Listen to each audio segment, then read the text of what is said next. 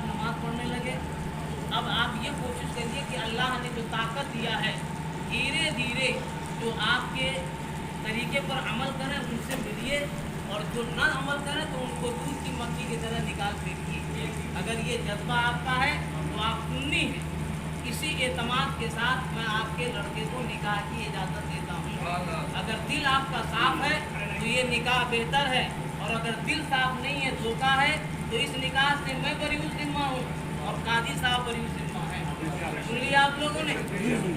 پڑھیے لا الہ الا اللہ محمد الرسول اللہ, لا الہ الا اللہ محمد الرسول اللہ, لا الہ الا اللہ محمد الرسول اللہ. میں توبہ کرتا ہوں تمام گناہوں سے, خاص طور سے وہابیت, دیوبندیت, رافتیت, شیعیت, جتنے بدعقیدے ہیں ان تمام سے میں الہدگی کا اعلان کرتا ہوں. ان سے ہمارا نہ کوئی ربط ہے نہ انشاءاللہ رہے گا. میں سنی ہوں, اعلیٰ حضرت کے مسلک پر ہوں, اسی پر ہمارا خاتمہ ہوگا.